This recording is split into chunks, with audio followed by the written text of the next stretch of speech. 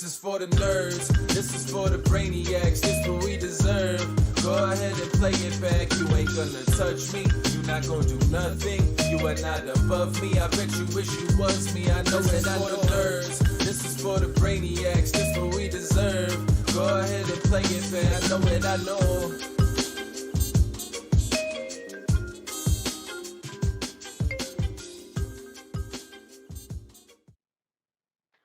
What's up, everybody? Welcome back to another S4Y VLOGCAST. This is episode number 36. And as you can see, I'm coming remote. I'm out here getting in that final shred of the season. I'm officially a snowboarder now, in case you haven't noticed. I'm waiting on my ocean spray sponsor now that I've emulated the TikTok video. Christian also coming to you remote, straight from a Tijuana prison, as I understand it. Is that true, Poppy? I mean, these Tijuana prisons have to be pretty nice if this is how it looks. I mean, I'm not complaining, but yep, I am in the nice Mexican beaches, Playa del Carmen, and it's beautiful out here. I'm not complaining whatsoever. Playing a little bit of scoop, having a good time, having some margaritas. I see It's you. a nice life, man. I'm not complaining. You know, a little kid from Dominican Republic, I moved to Jersey, now all of a sudden I'm over here, you know, right next to Cuba and shit. Not complaining at all. I gotta tell you, man, the diligence that you're willing to put forth, you know, in the middle of a vacation to Mexico, beautiful white sands, big boobied women everywhere, and you're here, grinding it out on the Bro, there was podcast. one time where you were like, people don't know this shit, but there was like one time they're like, bro, this was you talking to me. If I was Chin, I would travel with a camera and microphone and all this shit. So now I brought the microphone, I got the camera, I got the Ethernet, all this other shit, and here we are. You forgot that light. You're all shadowed out right now. Oh no! Oh no! Oh, don't you know? I can't control the internet though. I can only do so much, you know. I don't know. I paid extra for the internet. I gotta apologize for the internet, and I gotta apologize a little bit if you guys hear my chef in the background later. Wow, chef, huh? Nice life you got living there, kid. You know, I'm trying. You know, all because of you, Bert. All because of you. You know, 6 years ago you decided to coach me, and now look where we are, bro. Mm-hmm. We're speaking to the masses. You're in Utah, I'm in Mexico. You know, it's a great life, man. You have a smile on your face. You look great, bro. You look great. I mean, I got to take an hour and a half plane ride, catch the final week of snowboarding season, and I get to play 100, 200, sometimes 400, 800, 1600 every day for the next 5 days. I can't really complain. There's some shady shit in fucking Mexico. I'll say it. I don't want to be a snitch or whatever, but there is a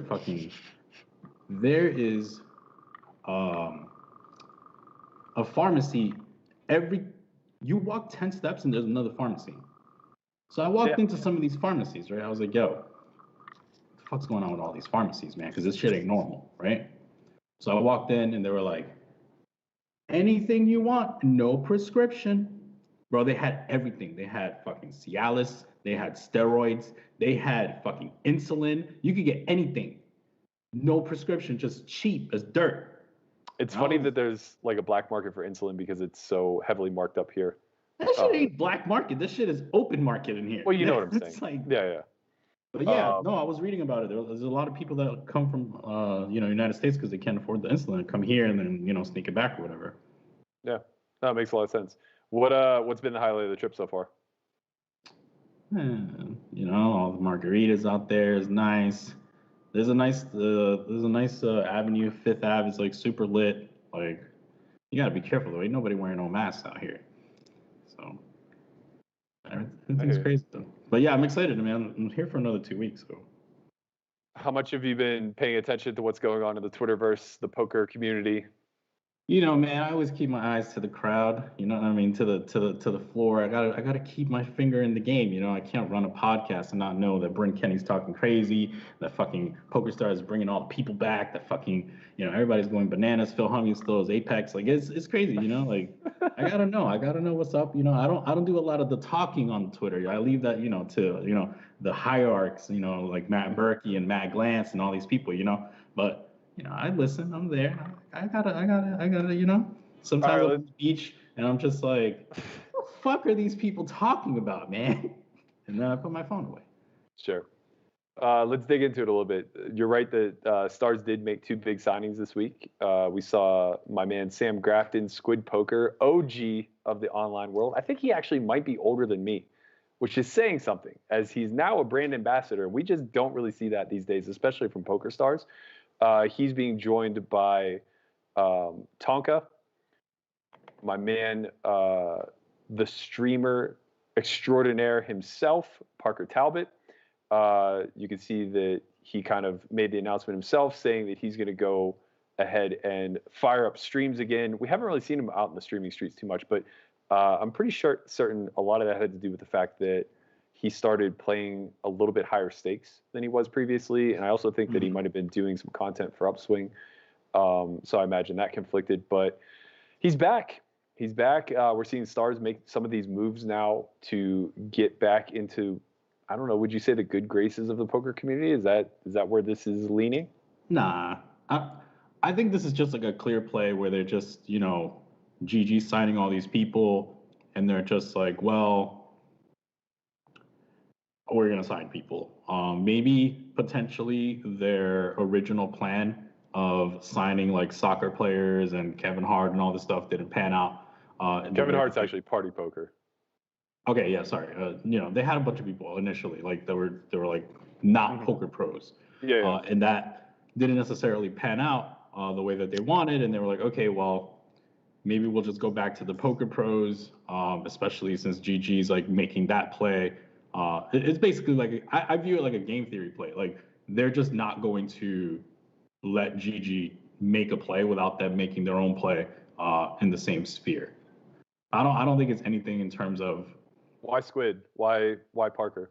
I'm happy as Squid. One, because he's like a friend of the show. Squid's always been kind of really pro us, pretty much. And I think, I don't know, man. It seems like Squid is like pretty popular in Europe. It's hard to say because I'm American/Dominican, but he's pretty popular in Europe. I'm wondering if he's going to stream at all. I am a big fan of his videos, that he puts out. Like his training videos are really good. They're very concise. He's pretty funny. And I'm not necessarily sure why Squid. The Tonka play is obvious, right? He's a streamer. He's popular. He has like his own catchphrase, like "never lucky" or some shit like that. He's probably pretty lucky, fucking MTT pros. But he has all this stuff going. So I could see the Tonka play. I like the Squid play, just straight up like name recognition, longevity. He's making a play for online Apex. Like he's in the mix, and I like the play. I'm curious to see what they have in store. Like, are they bringing back like an onslaught of pros, because their roster initially was super long, right? Yeah. I think I think that we may see him fall into the pads role that we see over at Party Poker, where he kind of becomes the ambassador for the clientele of PokerStars, rather. He's also been doing a lot of commentary for them. He works very closely with, I would imagine, the EPT crew as well. I think that is still Stars branded, but I could be mistaken about that. But in any event, I think that given his place in the community, given the fact that, the younger generation isn't necessarily going to know who he is, but damn, am I that old?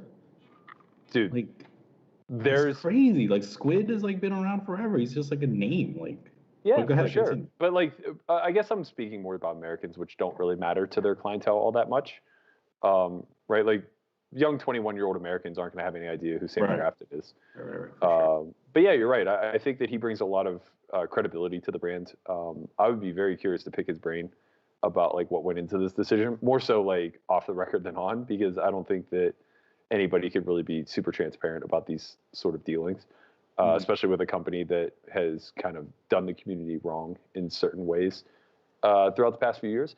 But yeah, I totally agree with the Tonka play. I think that he comes with a baked-in audience. I think he's very good at streaming. He's very engaging and entertaining. He plays off of that Lex and Spraggy kind of counterpart that we've seen. Oh no, did you lose me? It's possible. I hear you, brother. Okay, good. I look frozen on my screen. But I'll just pretend.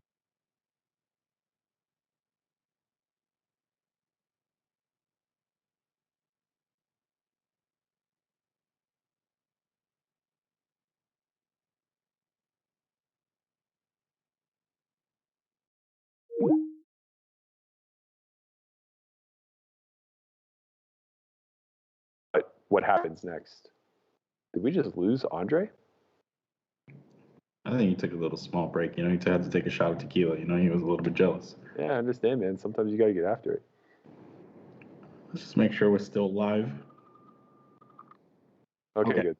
So, good. Is this like, are we coming back? Like, is this like the reemergence of just like sponsored pros? We're seeing like ACR fire up a bunch of sponsored pros. We're seeing GG come with the sponsored pros. We're seeing now PokerStars firing up the sponsored pros. Is there some sort of resurgence? I think the one thing that we haven't discussed, you have your own like talent agency or something, you know, like you're in the mix, like you're going to Texas, you know, promoting like big tournaments now. You probably got the patch going above the felt. You know, I wasn't going to give him the shout out, Tom, but there you go. You got the shout out. You know, we still got beef though, but it's all good. But the reemergence of the sponsored pro, Berkey, you did it, bro. You made it. Yeah, Tom took care of me, man. That's a nice check for those 3 days. Yeah, I think the one thing that we're not really discussing here is the fact that these companies are still making plays to get into America, right? Yeah. So we already know that Stars is in New Jersey and Pennsylvania. I think that they are very close to launching in Nevada as well, and they may have already launched in Michigan. Yeah. You know, as this Wire Act continues to go through the upper courts, and we start to see there being a greater likelihood of at least intrastate gambling, I think Stars is going to really try to make a play, and they have a leg up over GG, who doesn't currently have any position in the States. Right. So I imagine a lot of this coincides with that, right? It's a branding play to become a more global market. Yeah, I'm with it. I think it's interesting. I don't know what the ACR play is in terms of like their sponsored pros and moving like they're just very clearly targeting the American market, right? Yeah. Yeah. I mean, they're just trying to have a stranglehold on semi-legal poker in America. Yeah.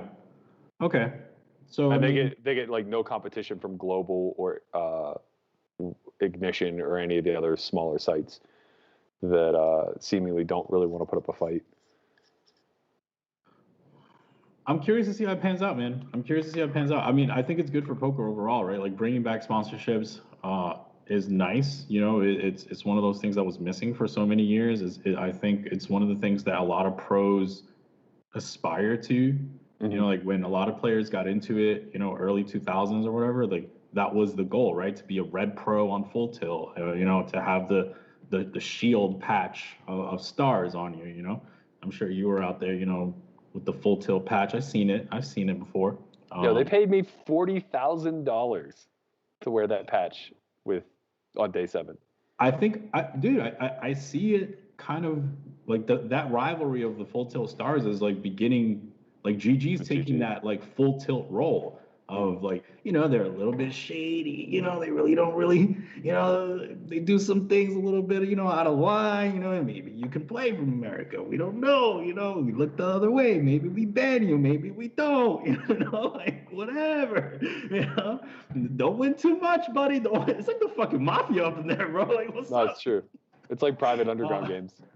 But, you know, and then Stars, you know, little by little, it just seems like they're kind of the good guys. I don't know. It's weird. It's really weird. They spent so many years being the bad guys, and now they're like, what about this, you know, little good guy role? You know, let them GG take all the fucking negative shit. And classic heel turn if you're a wrestler. It's working. You know, I'm here in fucking Mexico. I'm gonna fire up a little bit of Scoop. You know, maybe get a little Scoop title under my belt. I don't know, but I'm not playing no GG. I'll tell you that. No, whatever. I'm rooting for you.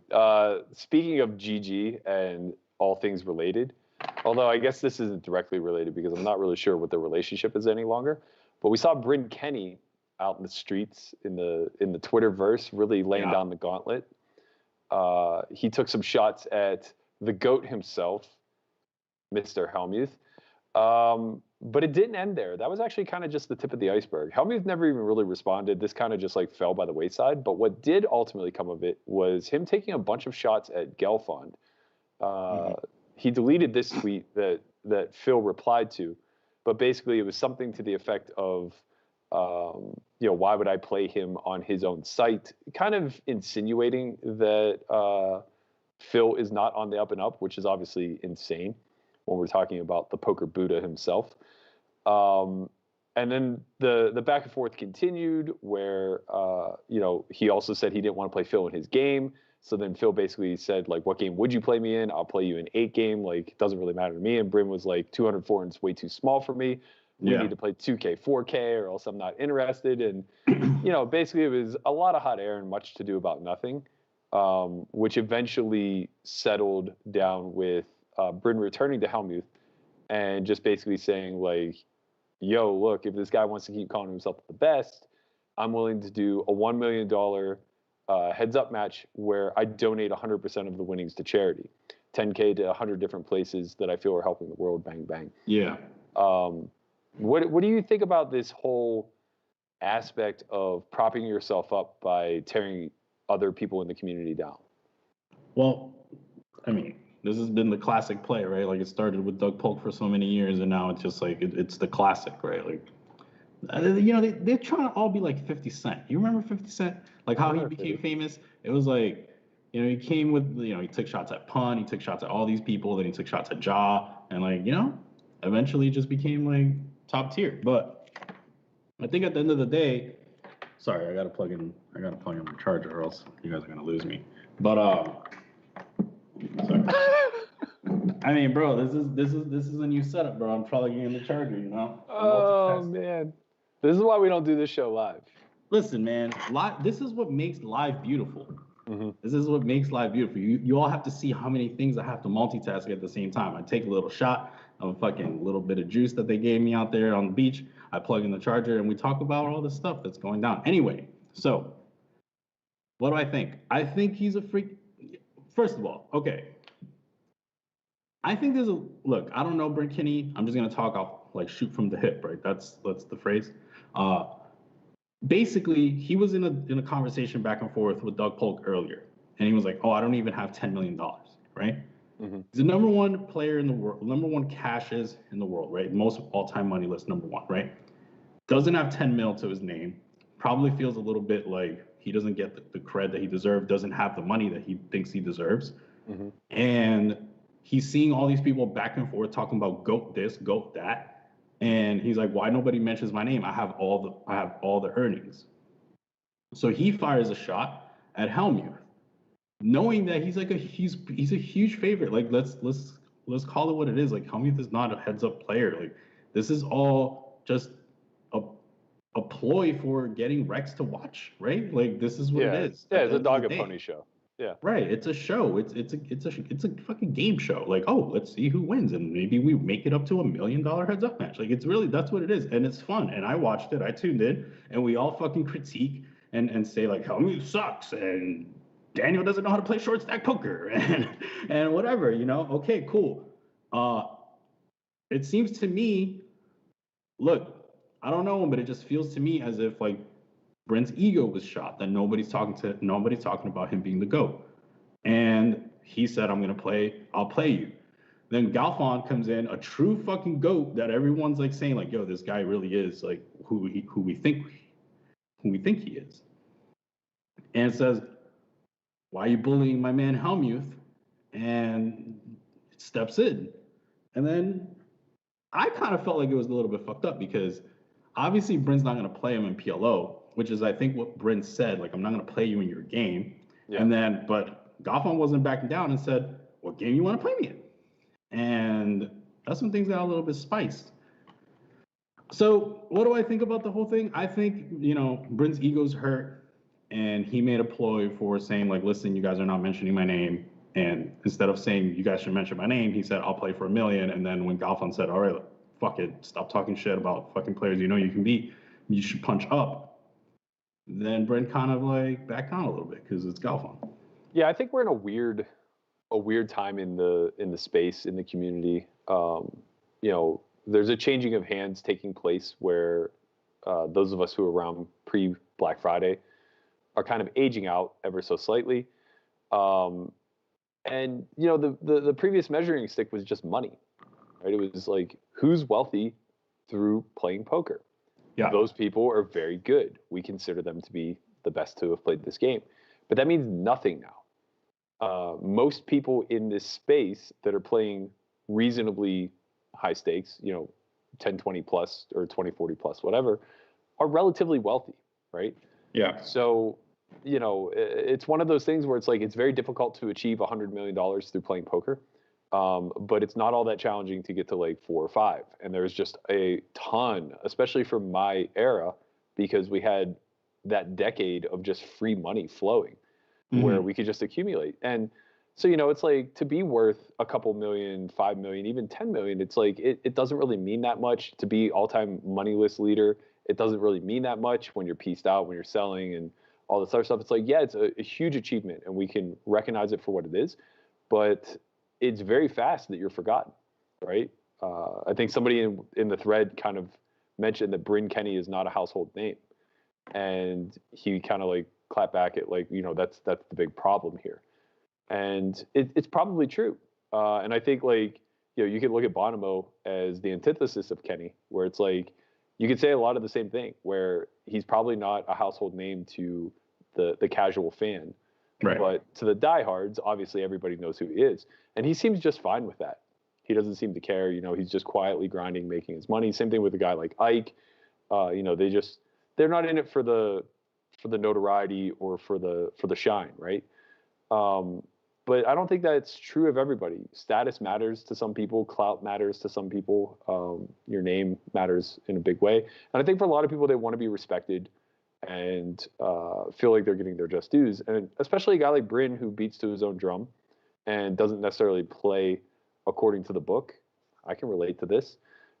He probably feels a little bit, kind of shit on, where there's this polarizing view of him where it's like some people probably think that he's just figured shit out that other people haven't and is way ahead of the curve. And other people probably just think that like he's a byproduct of variance and couldn't really sustain his spot if he had to challenge it. The reason I bring all this up is because I can't help but feel that my particular generation is desperately trying to remind everybody that we matter. And I probably am guilty of this too. I don't know, man. Like, it's so hard for your generation has so many household names that like the generation of mine moving forward just doesn't have. Like, you still have Antonio, Daniel, Phil Galfond, Tom Dwan, Phil Ivey. Like, these names are never going anywhere. And the next generation is like clawing to get that kind of buzz around their name. Yeah, that part's true. And I think what you're saying is valid in the sense that it's turning over so fast, right? The community is changing so rapidly, and people are exiting at the top so much more than they used to, right? Mm-hmm. In the past, there was just a ton of staying power if you were good. But now it's like they're getting it. It's like a smash and grab, right? They come in, they take 3 or 4 years, make 7, maybe 8 figures, and then they get the fuck out and they spread out their wealth elsewhere in investments. They move on to business. They do whatever they got to do.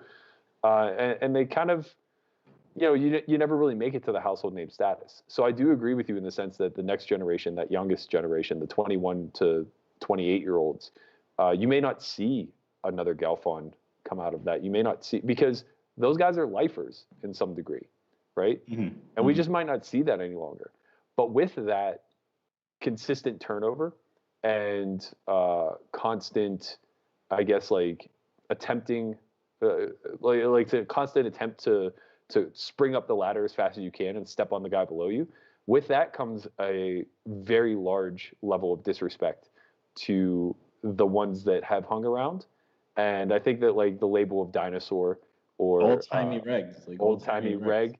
Yeah, I think I think it's a thing, you know. I think it's very difficult to be on the come up and also respect the generation prior to who's done it. And I think like the pushback from that is the guys who are super established that aren't necessarily getting the shine are kind of like shrugging their shoulders saying like, what the fuck do I have to do?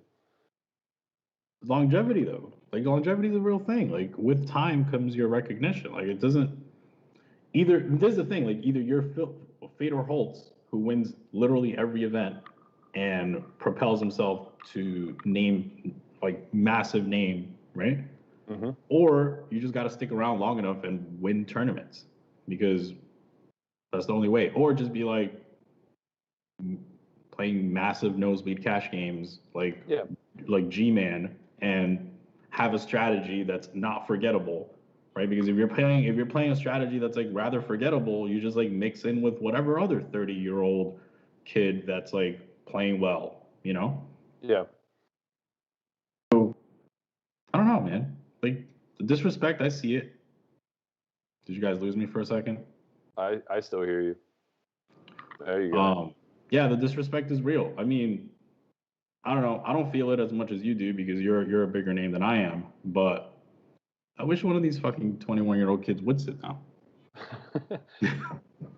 Well, I guess that's a good cue. So speaking of 21-year-old kids, this most previous season of Poker Out Loud that we filmed for S4Y TV was me versus the Young Bucks, the old-timey reg versus the young shining stars of this next generation.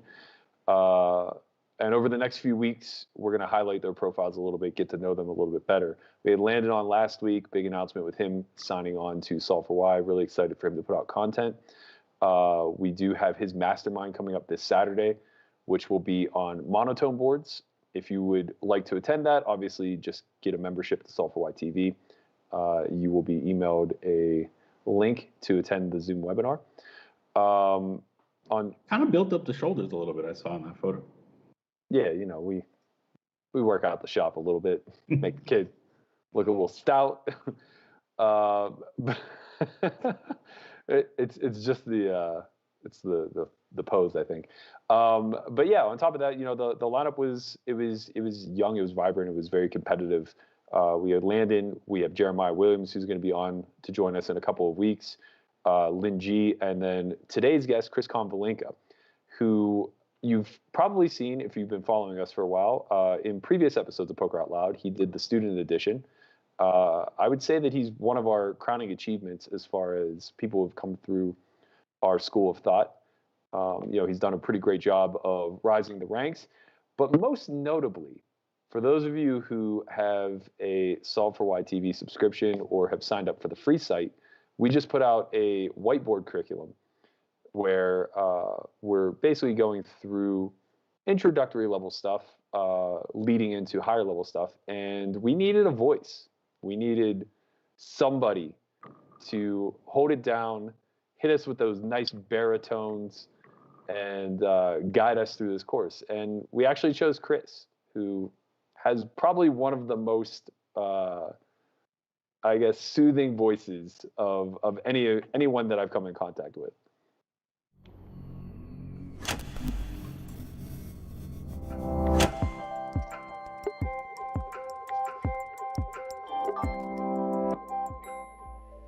Easy to learn, yet impossible to master. No Limit Hold'em to this day remains the game of choice among both casual gamblers and seasoned professionals. So what allows for so many to be seduced by the sweet siren song of Texas Hold'em? It's invariably the swings. Due to no limit betting structure, Texas Hold'em quickly transforms into one of the most complex games known to man. That was Chris Konvalinka, our guest today. Welcome to the studio, young man. You're actually in my fucking seat today. Damn right. How the times change. Listen, I know you had a lot planned today, Matthew, Chen, but really, I'm just here to announce that I am challenging Bill Gates to 50,000, 100,000 heads-up 6-card PLO. I will be paying Bill 100 big blinds per 100 hands. Well, not me, but the investors that I will acquire soon. Sure. To play this challenge. I plan on spending the next 10 years in the basement of the loft studying in preparation. I think that I'm behind this 100%. I would like to have 1% of the action, if at all possible. I will be playing for 0.0000003% of myself, and I can't think of a better use of my time. Oh, man. Some indirect shots fired at the young man, Landon Tice, who, as you all How well soothing. know. I feel the rivalry brewing, bro. I feel the rivalry. I You love it. this shit, Let's Chin. You go.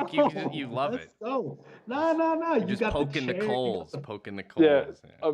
all he wants to be is the Vince McMahon of poker. So Nah, badly. what do you Like, mean? I didn't start this. I came here super calm. He came in throwing super shots. He's like, this is my fucking chair. Landon, you're never sitting here again. You actually never have sat on this side of the table. I And- honestly think we're competing in completely different realms. I don't Yeah. I actually don't think there's any sort of... For sure. no, it's very true. I tell him that there is free money to pick up at the Bellagio if he just wanders his way he down to doesn't the care. 2040 From table. Chris? You're telling Landon from Chris. No. Oh. But yeah, I'm just like, if you just go play 10, 20, 40, like there's just literal free money there waiting for you. And he's like, I have to Uber? It's like, yeah, you got to Uber. He's like, I think there's a 50-cent dollar game running online that I can grind out a higher win rate at. But anyway, let's talk about this this whiteboard course. Soothing. Yeah.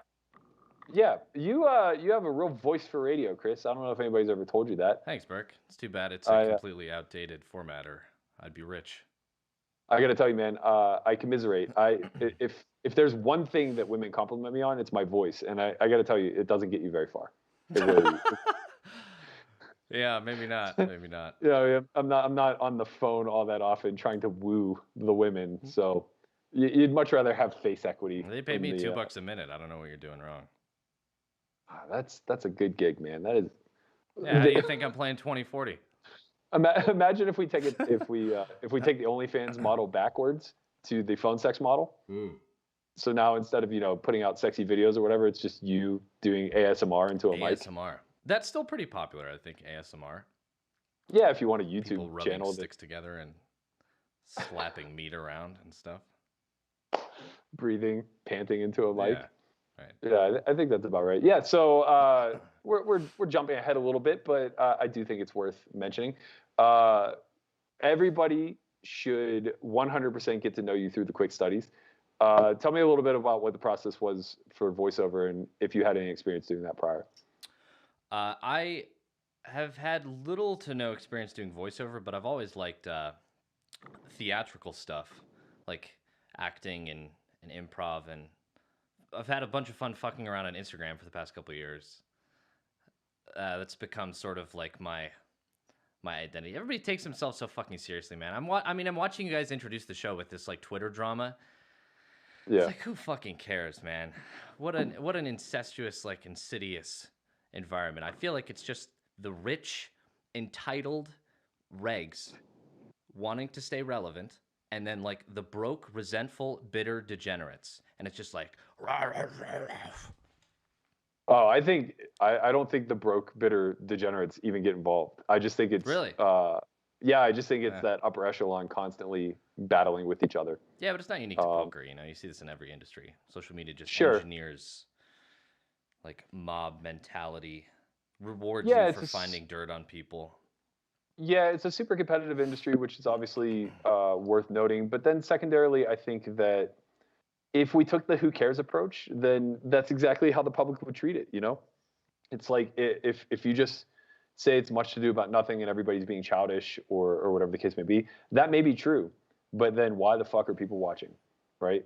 Like what incentive would they have to play or to watch or to see any more televised poker? And from somebody who's producing content, I kind of like the eyeballs, Yeah, I get it.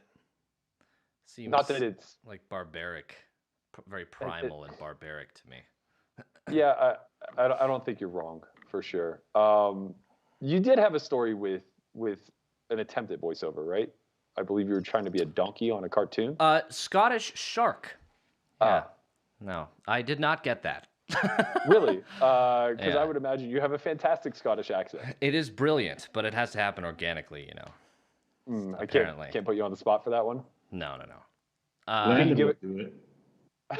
It'll happen organically, Can you give us a little taste of some quick studies? Yeah. Are you bored? I'm bored. And I don't even exist. Studying poker can be so tedious, but it doesn't have to be. For only $9.99 a month, you could speak to me. $9.99 a minute. About poker. That's a little behind the scenes reading there by Chris Konvalinka. I got to tell you, I greatly appreciate your ability to put yourself out there. Yeah, it's fun. I don't know. Everybody takes themselves so serious. I had a ton of fun doing the voiceover and working with production, who are all incredible writers, and it's fun. It's fun. My understanding I feel like I is get to overlay my own ideas and my own personality over the thing, which is nice. Sorry, go ahead. Lost him. We lost Berkey.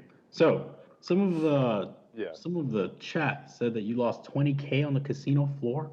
I literally it? lost a pouch with 20K in it, somewhere between South Point and my house.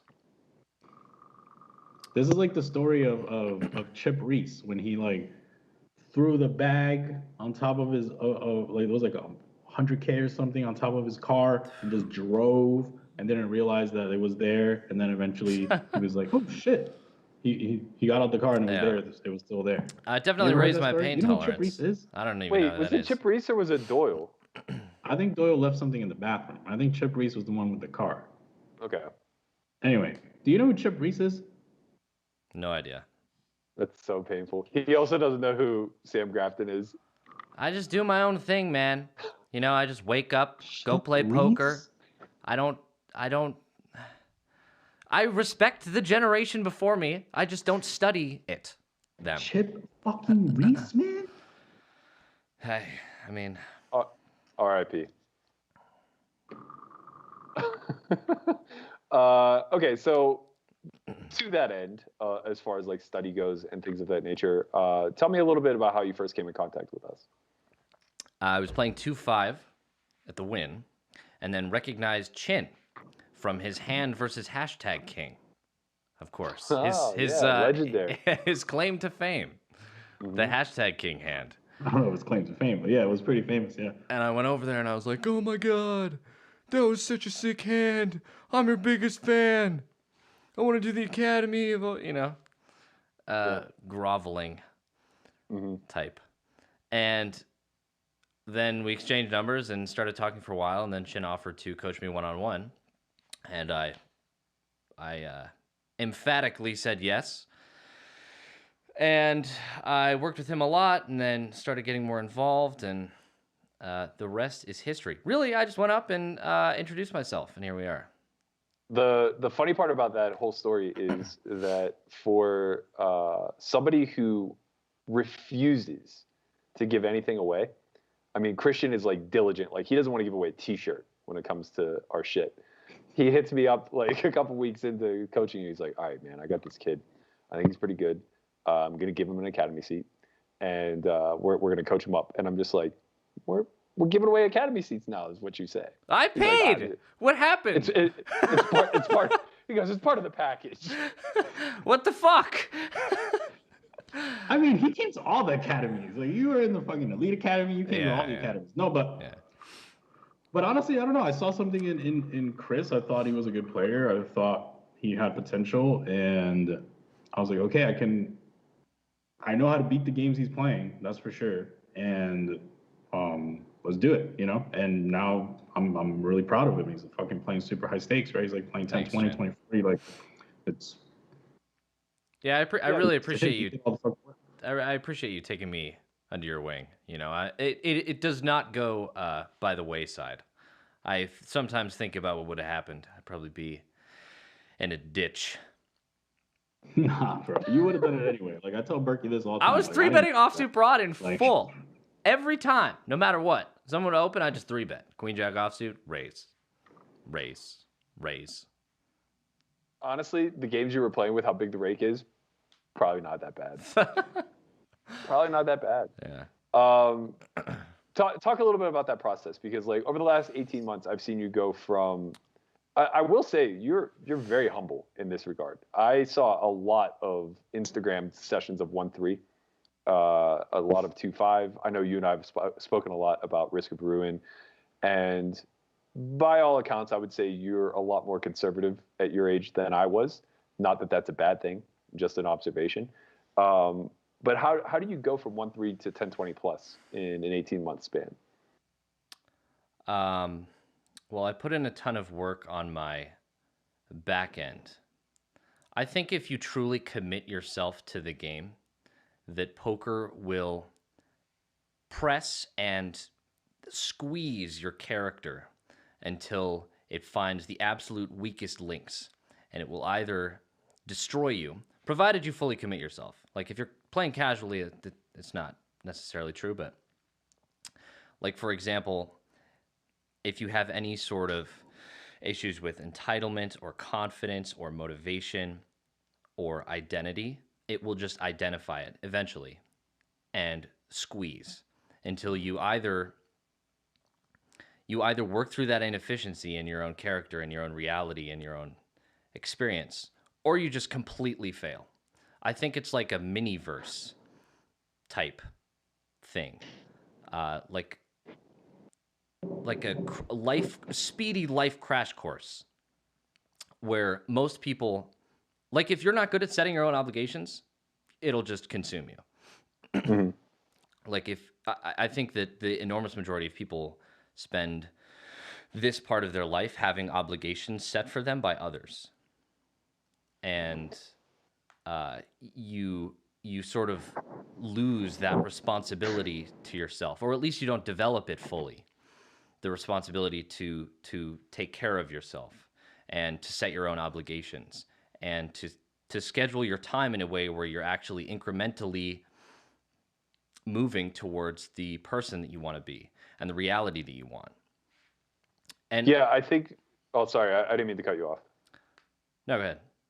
I was just going to say, I think a lot of what you're speaking to is one of the biggest struggles for young people entering these independent realms, right? These entrepreneurial pathways. There is no higher authority to report to. There's nobody holding you accountable. There's no one doing your due diligence for you. And it's a big trap, right? It's a huge pitfall if you just kind of succumb to the fact that you have no one to answer to but God and yourself. And if you're not holding yourself accountable and you're not diligent to some sort of process, right?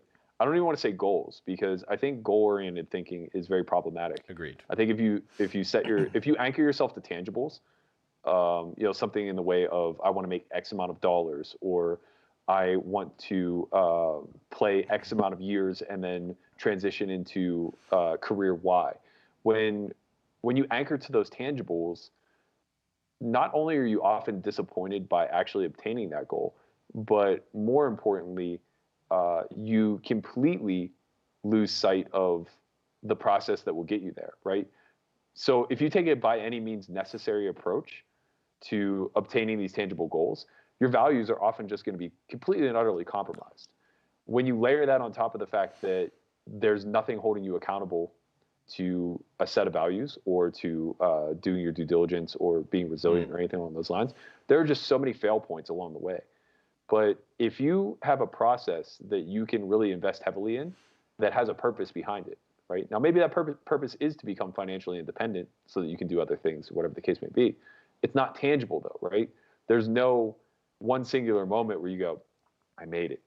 Yeah. I can now say that I've made it, and I don't know what to do next. That's very rare for a process-oriented person. A big problem I have with the narrative, Go ahead. especially like on university campuses and with young people especially, is they're averse to constraints. They see freedom and a life of responsibility and obligation as separate, which isn't at all the case. Like, what is freedom to you? Is it living in the ideal way that you can possibly imagine?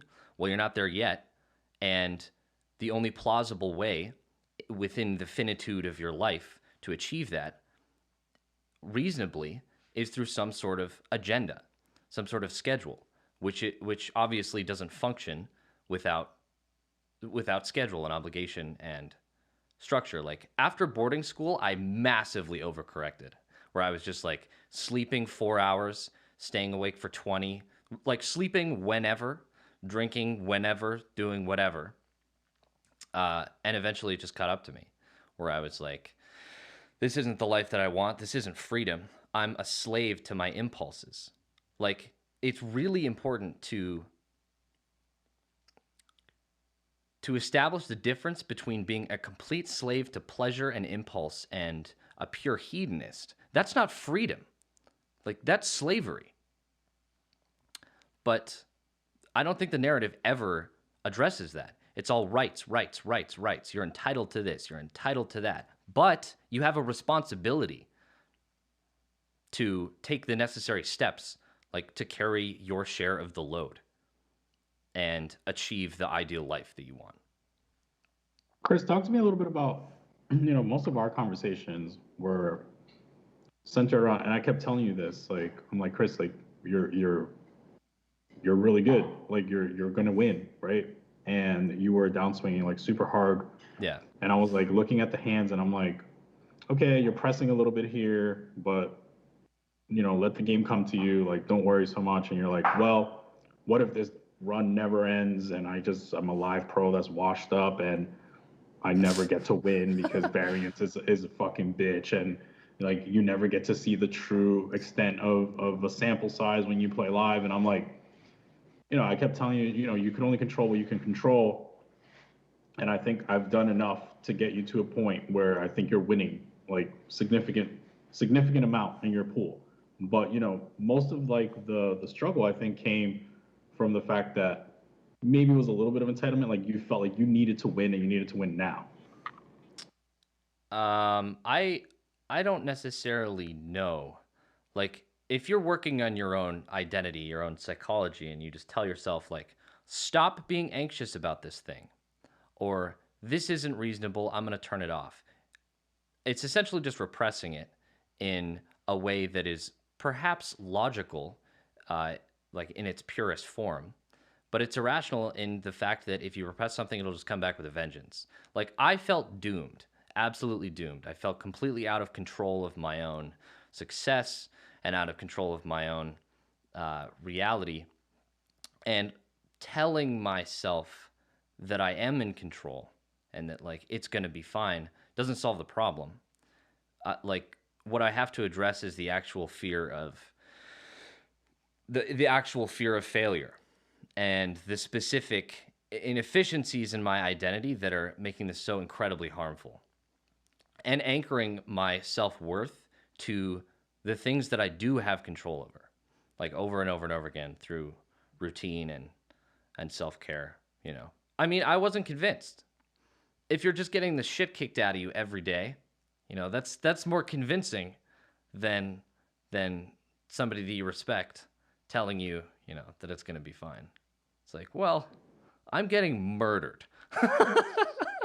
Yeah, it was weird. It was weird conversations, right? Because like when you and I were speaking a lot, I never felt the pain. Like, I've told you this straight up. Like, I never felt the pain you felt, right? It was like, I told you, like, when I was playing 2-5, I just ran hot, like ran super fucking hot every day. I showed up and just collected. And the hands that you were showing me were ones where it was one of two ways, right? Like I remember the hands that you were playing, and they were either you played really well and you still lost, and then those catapulted you into spots where you're forcing it because you were so much better than the field that caused you to lose, right? And it was like a kind of this like negative spiral of, you got pulled off, you're better than everyone. I'm telling you're better than everyone, so you're forcing the fact, like you're forcing it because you're so much better than everyone, right? I mean, it really is the difference between addressing psychological issues at the effect or at the cause. Like it's pretty impossible to just address the effect. You know, it's essentially like turning the radio up so you don't hear the engine noise. But that's a perfect example of poker just cornering me into the self-development, you know, because if I didn't figure that out, I would have just failed. It's so crazy to me because like hearing this is precisely what happened to me when I went broke in 2012. Like I went through literally almost verbatim the exact same process where it was day in and day out, really trying to do a lot of root cause analysis on what was allowing me to sabotage, what was allowing me to fail myself in a scenario where I really did truly believe that I was elite or at least in the conversation thereof. And you couldn't be any more spot on, right? Like so much of it is born out of almost like the paradox of choice, where you just have so many options for feedback and they're so unreliable, right? That you kind of steer into that negative feedback loop because it at least feels consistent. But I think that it would be problematic if we didn't really highlight all of the self-work necessary to get to a point of comfort in letting go. And just doubling back to what we were talking about before, I think that really does come with investing in the process, right? Rather than the results, because that actually does give you some concrete feedback that you can trust. You kind of mentioned controlling the controllables. That is a methodology of getting actual feedback loops in place that are reliable. There's no variance in taking the reins on the aspects of your life that are well within your control. Right? There's no variance in being a person who's rooted in value. There's no variance in being somebody who is disciplined in their nutrition and fitness. There's no variance in being more mindful in relationships. But the benefit is so asymmetric compared to the downside, right? Like, yeah, you sacrifice a little bit of these hedonistic qualities that you mentioned, but the return is just, 100-fold of what it would be if you just continually float through and let chance dictate what the outcome is going to be. Yeah, I think that there's profound meaning in responsibility. Like that is what I anchor myself to. And it's important to state how wildly inhuman it is, the field that we've chosen. Like our brains are so completely inequipped to understand probabilistic data. Like we're living with hunter-gatherer brains trying to navigate a infinite node game tree, an infinite node probabilistic game tree. It's nonsense.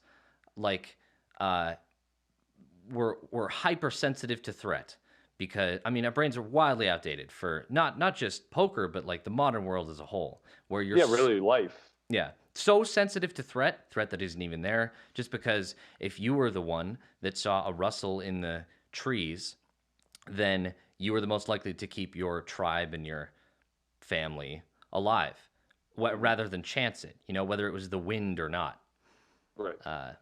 And there's no place that really presses the inefficiencies of your brain up against the wall like poker. It really does. Like I said, it's the best sandbox for life, right? Like it's a microcosm Miniverse, in a way. Yeah, it just advances all of life's day-to-day variance into a few-hour session. And yeah, you're 100% right. Like we're not wired for this. Shifting a little bit off of that, because I think that though that point is very profound, I think the bigger thing that we struggle with, or at least I personally have struggled with, is being somebody mindful who wants to make some sort of impact in this lifetime. How do you grapple with poker's inefficiencies when it comes to being a contributing member to society? I've had an enormous amount of trouble with this, where I feel as though I'm not contributing, or it feels or it feels predatory, or hollow. But I do think that there is a legitimate way to live in the game that isn't actually zero sum.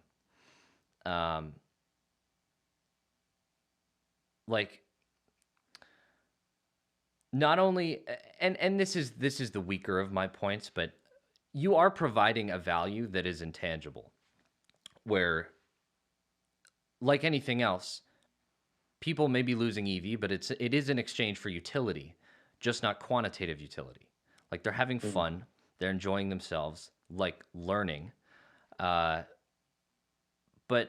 I think, like, more importantly, the game has actually taught me how to be a productive member of society, regardless of whether I have been spending those hours sitting down producing or not. It's an essential stepping stone. Like, for example, the philosophy of separating the quantitative from the qualitative governs my life now. And it is entirely due to poker, where I don't think that I would have realized, like, if you take the logical knife and splice the quantitative from the qualitative, you get the meaning from the meaninglessness. Hedonism, quantitative, right? Like, Yep. pleasure, usually quantitative. What kind of car you drive, how high you are in, like, your whether you have your boss's job or your job, quantitative. Yeah, status, money, power. Right. I mean, it's shaped everything about who I am and the life that I'm going to live. So even if I've spent these past couple years, which I also don't think is true, but even if I've spent these last couple years not directly producing in a positive sum environment for society, it's not to no avail. Like, it means that the next years are going to be way more productive. But also, coaching. I've started doing a lot of coaching and love it.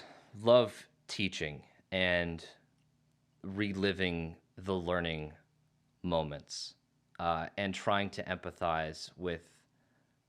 I've also learned so much, but figuring out how to empathize with people that came up without theory. It's just more problem solving in a positive sum setting, I suppose. Yeah. Yeah. I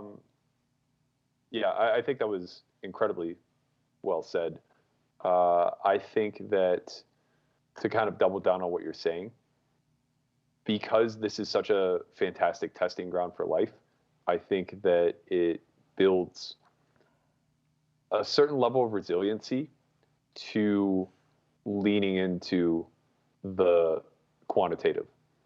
And I think that's really incredible, right? Like, if you come out of this 30 years old, whether you're financially independent or not, but you have a lens by which you see life where you can think probabilistically, but layer a high level of EQ on top of that, the sky's the limit.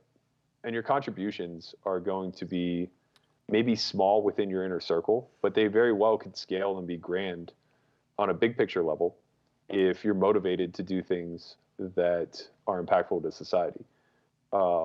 Another thing I kind of wanted to touch on that point is, I know you and I have had discussions where you do kind of feel like you're not accountable to anything, and you ran the idea of working at McDonald's as just a means to test yourself. Well, want to talk a little bit about that? Yeah.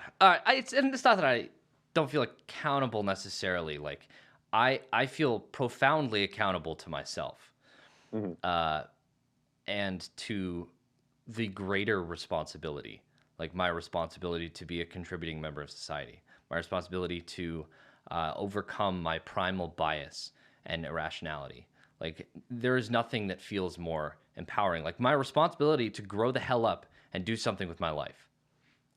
Again, missing from the narrative, but I feel a lot of accountability to that. But I've always had a problem with authority. Like, I'm probably the bottom percentile in agreeableness. I have to thoroughly understand and agree with what someone is telling me in order for me to agree. Like it's been a problem largely in my romantic relationships where I would be analyzing instead of just nodding. I'm with you, man. I'm with you. It's coaching you was a breeze. Let me tell you, it was a fucking breeze. I personally like that. I like people that are challenging, and I think for that reason, because I'm exactly the same way you are. I have a very difficult time taking something at face value and just agreeing to it. It's like if you're going to say something profound, then let's pick it apart. Let's dig down, because otherwise it's just like some banal platitude that you read off of an Instagram quote that I'm just going to shrug and say like, what the fuck are you talking about? But I wasn't able to mitigate it. Couldn't turn it off. And there are often times where it's just not emotionally appropriate. But this wasn't my point. My point is just that I have a very turbulent relationship with authority, mostly from boarding school, I think, where I developed a lot of resentment and rancor and bitterness towards authority or anyone telling me what to do, especially the people I don't respect. Like the people I respect, it's pretty easy for me to listen, but authority that I either don't understand or don't respect, it's close to impossible. Like I'm very difficult. Is it a matter of respect though, or is it a matter of kind of a looking up to, right? Because I imagine that you've dated people that you wholeheartedly respect, but still challenge. Yes. Whereas there may be others in your life that you view as like a mentor or somebody that you look up to in some regard. And it's a lot easier to just take them at face value because you feel like they've already done the work. Well, these are separate issues. Like, on the one hand, you have me feeling like I'm underdeveloped in my ability to just like go with the flow. And then on the other hand, like I'm listening to these people that where my lack in agreeableness becomes a conflict, but that's all that they want. Like they don't want listen analysis. They don't want listen synthesis. It just has to end at listen. Like exclusively compassion. Which I hadn't actually related to the whole McDonald's thing before, but that's interesting. Mostly it's to kick the shit out of myself in a like I don't think there is, this sounds arrogant. I don't think that there is a more humbling experience than sometimes I feel like I lose appreciation for the life that I've created. And also the life that I've been born into. I mean, I acknowledge my privilege. Where obviously I've had advantages. Yo, don't say that shit with like a smile on your face though, you heard? The smirk is because, yeah, I acknowledge my privilege, but I fucking maximize that shit. It's not like you also you have the right to whatever privilege you have, but it's also your responsibility to fucking max it. That's missing also from the narrative. It's like, yeah, I have privilege and I maxed it, man. Yeah. I think the other layer to add on top of that is leveraging it for good. I do think we all have some sort of responsibility to be contributing members to society. More so like extending our tribe, right? It's not good enough to just be homogenous and just say like, oh, I'm going to help my families and friends who are also probably very similar to me, born into similar situations, etc. And that was kind of my pushback with the McDonald's thing. I said, if you really want to do this, don't go the route of being subservient in a paid position. Do it for the greater good instead. Like find some charitable outpost that, you can just kind of pour your blood, sweat, and tears into. And I know that your pushback was a little bit of like, yeah, but that'll make me feel good. Like there's a certain level of altruism to it. and that's not what you're seeking. You're literally seeking like the militant type of beatdown. I mean, I could make the sort of arrogant argument that from a utilitarian perspective, me working at McDonald's would be for the greater good. But that's hard and arrogant to make that that argument, regardless of its validity. But the existence of choice and willingness participation is my issue with the thing. Mm-hmm. Like, I want to get spit on and treated like dirt, you know? Yo, that sounded crazy, bro. I mean, I couldn't fade it. Like, I tried to fade it, but that sounded crazy. Like, that sounded like some real crazy sexual shit, dude. I'm just saying. It's not sexual. It's just personal developmental. Like, I don't experience that pretty much ever because I have almost full autonomy to myself. Whereas my friends with real jobs are all like, God, I hate my boss. I mean, I want that perspective and I want that level of appreciation. I don't want that missing from my character. Oh, I could find the Mamacita to do it for you. I mean, I'm just saying. Like, we're taking an intern too. It's all for why too. We got floors to mop. We got toilets to clean. You know, you can come hang out at the Salt4Y office. Yeah, but I'd feel entitled and. No, you should. We would treat you too good for sure. Yeah, I don't think it would get the job done. I have to tell you, man, I really enjoyed these chats.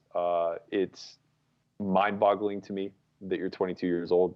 I feel like my nephew is probably one of the only other young people that I can have these conversations with. It's truly a breath of fresh air. And I appreciate your candor. I appreciate your desire to come on here and just kind of like let it all hang out. I would love to do this again at some point. Yeah, I love you guys. I miss the studio. Well, good news is we have another 4 courses worth of quick studies for you to be lending your voice to. Oh yes, I get to film that afterwards, record that afterwards. Yeah. Are you bored? That's all. I haven't memorized the rest of it, but whether it's bear hunting, fishing, I don't know, something like that. It's good. Sure. It's good. Sure. I heard you're coming on new Poker Out Loud with a fresh, no haircut or whatever, like fresh, like me, like you're just shaving it all Yeah, off. I shave my head tomorrow. We do it in the basement, surrounded by candles and the other hooded members of the society. Right. But I'm not supposed to tell that on air, so we should probably cut that out. We'll edit that out. Yeah. One last thing to wrap on. What's your, I guess, like, what's your motivation moving forward? You're playing close to the high stakes that you're going to be able to regularly play in open games in Vegas right now. I assume you're doing pretty well, all things considered. Is it just kind of doubling down on the poker side of things, studying a little bit harder, playing a little bit more often? Are you trying to kind of move laterally into other areas? Are you more concerned with self-improvement? Like, where are we at moving forward? Well, I can tell you that I don't care about having money or being good at poker. Like, those are just effects of my values.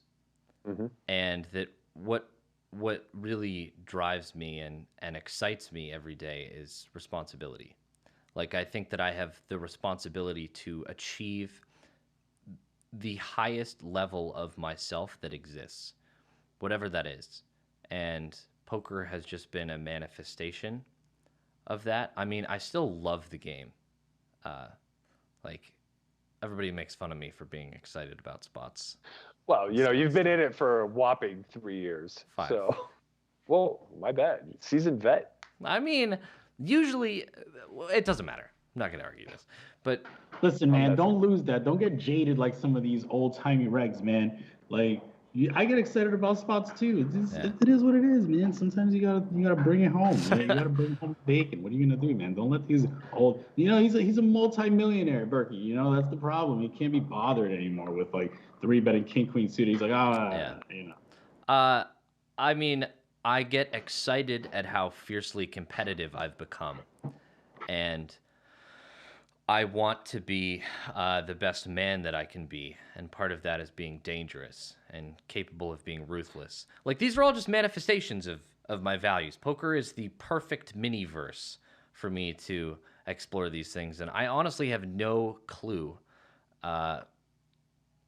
what the rest of my plan is. But I think that anyone that says that they do is lying or delusional. I think that, to put a button on it, that anybody who says that they know is somebody who is solely fixated on goal-oriented thinking. Yep. And in my opinion, that's just, by my quantitative analysis, that's destined to fail. Now, that's not to say they won't be successful at attaining that goal. But they won't. After they achieve it, they'll realize it's fucking empty. Like, that's kind of what I'm saying. It's a life not worth living. They're trapped. Absolutely, they're trapped within like this idea that you graduate to a problem-free life, right? Like if you look at the rates of alcoholism after you retire, astounding, because people are just under this guise that eventually, I just want to be happy. That's fucking stupid. That's stupid.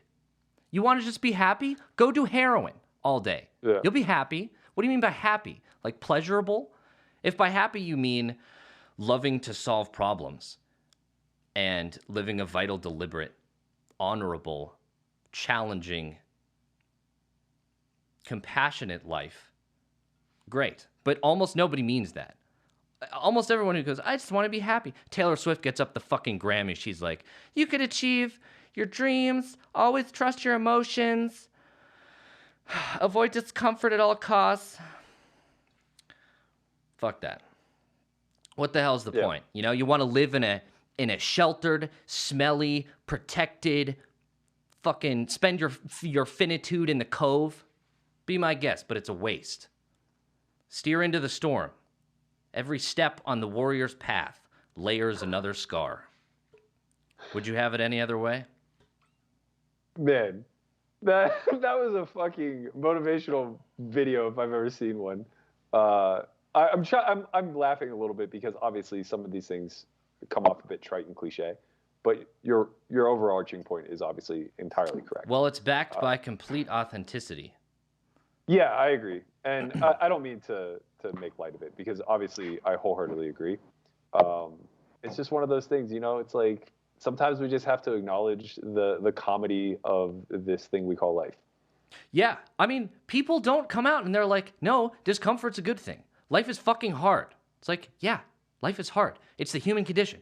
You're guaranteed a lot of suffering. Everyone's guaranteed a good dose of suffering. Yeah.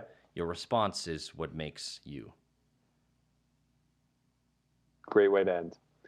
I really appreciate you, man. Can you say like stay hard before you leave? I mean, what does that even mean, man? That's what I always said. It's a Goggins thing. I just bought his book. It's really great. Yeah. Don't read it. Listen to it because he adds like a podcast in between chapters. Oh shit. Well, it's fantastic. All right. Yeah, I'll buy the. I think that again, I don't aspire to be Goggins, but I think he's one of the most mentally tough people out there, and I think that it's admirable to create that example for others. Thank you so much for having me on, guys. No, this was great. I really enjoyed the conversation. I did a lot more listening because I thought a lot of the things you were saying was really important, and I think a lot of people could take a lot away from what you said. So, I mean, it was a pleasure listening to you. Thanks, Chen. Yeah, thanks, man. Always a pleasure having you. We'll chat soon. All right. I'm glad you took his seat and not mine, though. Well, the camera was pointing. No, it's respect. I feel it. I feel it. I just beat up the biggest guy in the prison. That's my strategy. Smart. No, you just stayed away from the biggest guy in the prison. That's what you're really saying. All right, brother. Peace. All right. See you guys. Yeah, man. Yeah, man, that was great. I was really impressed with like all the things he said. He's come definitely a long way in the last year, Yeah, it was great. I forgot how much I enjoy talking to him about things bigger than 3-bet pots and shit regs. He is a very profound 22-year-old. I think the amount of work and thoughtfulness that he possesses is really worth noting. You know, everybody's smart as fuck when they're on that upswing. You know what I'm saying? Like, you know, everybody got all the Bro, he dropped insightfulness. 20,000 in the casino. He just lost it. What happened? He dropped 20K in the casino. He just lost it. Yeah, that's how rich. You know, it's like it's nothing. You know, That's it's next level rich. Oh, we lost 20K. It's okay. You know, 10, 20, 40 runs tomorrow. You know, I got Papa Joe coming in from Texas. It's all good. You know, everybody has all the fucking know. You know, everybody knows everything. That upswing is nice, man. Yeah, I'm gonna write a book next time I upswing. That's just gonna be fire, bro. Oh man, that's true. So speaking of upswings, if you guys would like to experience a little positive variance in your life as well, I highly suggest you check out Landon Tice's Mastermind this Saturday. All you have to do is be a Solve4Y TV member. If you haven't already, be sure to sign up. We also offer a free site where you can hear more from Chris, who is the voice of the Quick Studies course. Right now, there are 2 courses on the website. There will be 4 more coming out over the upcoming months. So it'll be a full curriculum when it's all said and done. It's just our little gift to you all for being supporting members of our site. Thank you guys all so much for tuning in. As always, for myself, my co-host Christian Soto, who's off in the Mexican sphere. Oh man, this is great. I don't know where he's at. Tune in next time. This is episode number 36. We're out of here. I might be in another fucking country the next time. This one. All right, brothers.